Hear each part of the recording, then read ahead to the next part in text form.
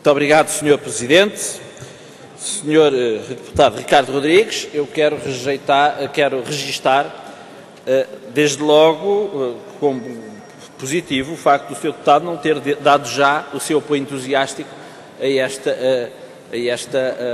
este acordo que o Governo português terá assinado com as autoridades dos Estados Unidos. Eu não confundo esta matéria com a da transferência de dados de passageiros, que também tem muito que se lhe diga, mas essa é outra matéria, também muito sensível. Essa é outra matéria e, portanto, não estamos a confundir as coisas. Agora, o que nos parece é que esta matéria é extraordinariamente sensível. Estamos a falar de dados pessoais que são protegidos, são constitucionalmente protegidos. E, aliás, através da existência constitucionalmente prevista de uma entidade administrativa independente. E, portanto, entendemos que o Governo não tem legitimidade para decidir sobre essa matéria, para comprometer o Estado português perante um outro Estado nesta matéria, sem que haja um acompanhamento em tempo útil, quer da Assembleia da República, que é o órgão de soberania competente em matéria de direitos, liberdades e garantias, quer pela Comissão Nacional de Proteção de Dados. E isso não foi feito. A Assembleia da República não foi de forma nenhuma informada da discussão desta matéria e o parecer à Comissão Nacional de Proteção de Dados, segundo foi tornado público, foi solicitado no passado mês de novembro de 2010, quando estas negociações decorriam desde 2008 e o Governo comprometeu-se, ter-se-á comprometido com a assinatura de um acordo em 2009. Portanto, não é aceitável que o Governo tenha procedido desta forma. Agora, é evidente que, tratando-se de um acordo internacional, cuja ratificação do Estado português carecerá de aprovação por parte da Assembleia da República, nós declaramos desde já que se o que consta do acordo é aquilo que foi publicitado através da comunicação social portuguesa, nós não concordamos de maneira nenhuma com ele e achamos que esse acordo está evidentemente ferido de inconstitucionalidade. E é essa a posição que queremos desde já registar aqui. Não se trata de dizer que discordamos antes de conhecer, trata-se de dizer que, se é verdade aquilo que está publicitado acerca dele, nós de facto não podemos ter outra posição que não seja a de o repudiar frontalmente e de votar contra a sua ratificação. Muito obrigado. Muito obrigado, Sra. Deputada Helena Pinto. Agradeço, Sr. Presidente, Sra. Deputada Helena Pinto, agradeço as questões que coloca, que são muito pertinentes e, de facto, o que está aqui em causa é, desde logo, o facto de todos os cidadãos serem tratados como suspeitos e trata-se também de uma questão até de cultura democrática. Como se sabe,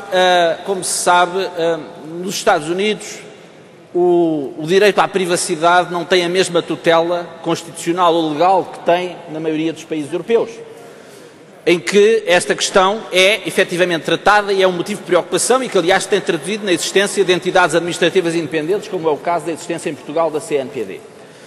Ou seja, isto para dizer que a proteção dos cidadãos contra a utilização abusiva dos seus dados pessoais é uma proteção mais forte na Europa do que é nos Estados Unidos, com a agravante de que nos Estados Unidos, apesar da tutela ser menor, apenas os cidadãos norte-americanos têm direito a ela. Ou seja, nenhum cidadão não norte-americano tem o direito de, perante as autoridades desse Estado, fazer valer o seu direito à proteção dos dados pessoais.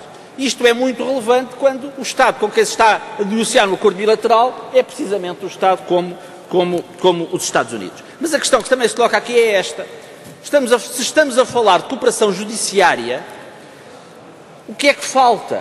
Ou seja, se as autoridades norte-americanas solicitarem a colaboração das autoridades judiciárias portuguesas para a perseguição de alguém que seja suspeito de qualquer ato terrorista, será que as autoridades portuguesas recusam essa colaboração? Não. Será que nós não temos mecanismos de cooperação judiciária que garantam que, se o FBI fizer uma solicitação, a Polícia Judiciária não responda e diga nós não temos nada a responder, não temos nada com isso? A realidade não é essa.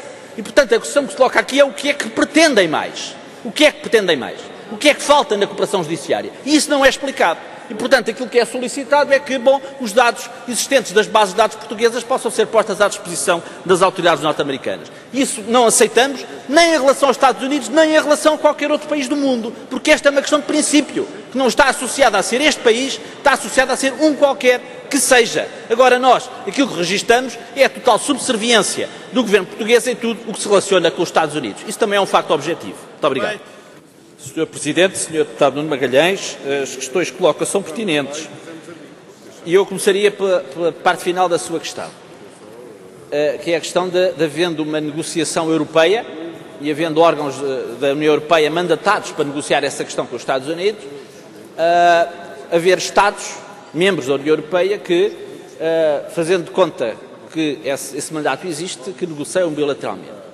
Eu, a esse respeito, quero dizer duas coisas. Eu quero dizer, em primeiro lugar, que quanto à questão de fundo, o facto da negociação pelos Estados Unidos ser feita no quadro das instituições da União Europeia não nos tranquiliza quanto à questão de fundo, porque isso é o que está a acontecer quanto à transmissão de dados de passageiros, e nós não estamos nada tranquilos relativamente àquilo que venha a ser o conteúdo desse acordo. E, portanto, quanto à questão de fundo, quanto ao conteúdo, é precisamente, tendo em conta aquilo que lá está escrito e aquilo que é acordado, que nós nos pronunciaremos sobre isso.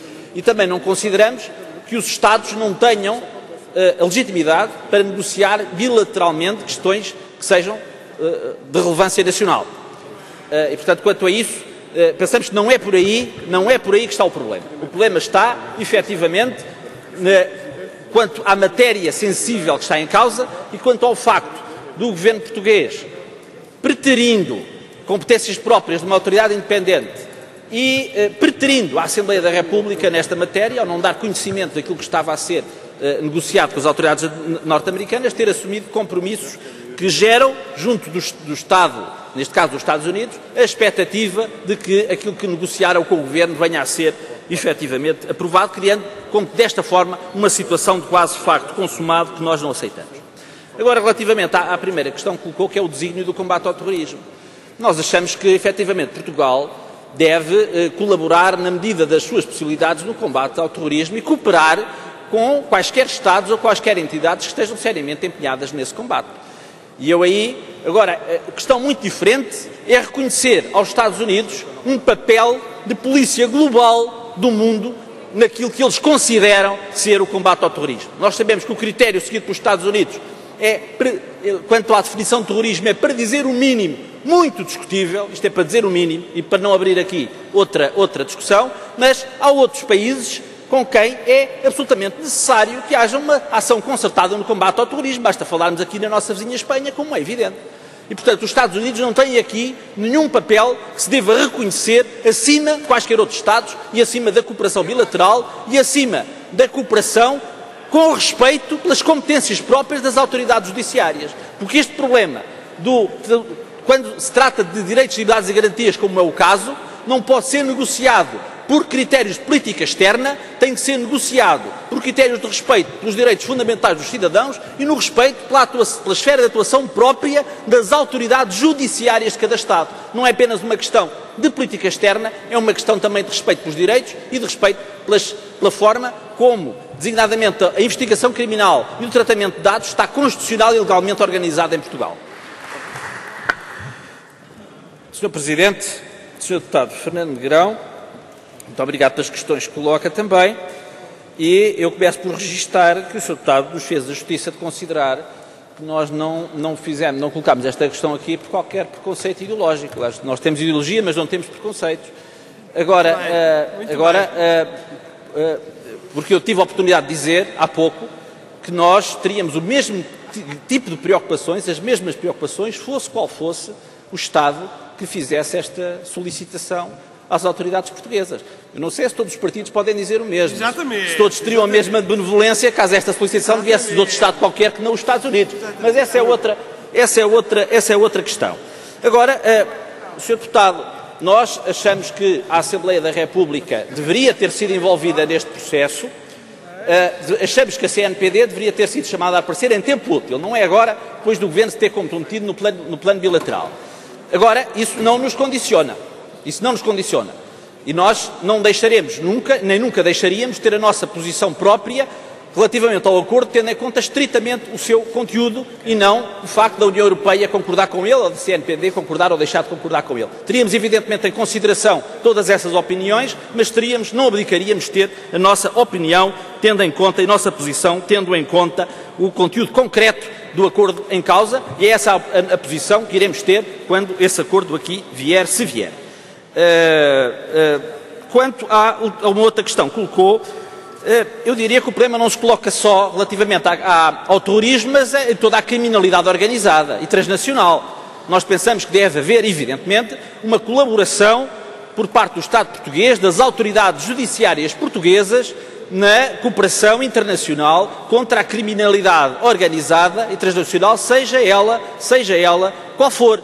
E para isso é que existe a Interpol, para isso é que existe cooperação policial. E nós pensamos que é nesse quadro que este relacionamento deve ser travado, com respeito pela soberania própria de cada um, pela Constituição e pela legislação própria de cada Estado. Evidentemente deve haver uma cooperação. Ou seja, não deve haver aqui uma espécie de dictate imposto pelo Estado mais forte contra os outros para que possam usufruir todos os mecanismos de informações que eles tenham. Não, isso deve ser feito no respeito pela soberania e no respeito pelas competências próprias de cada Estado.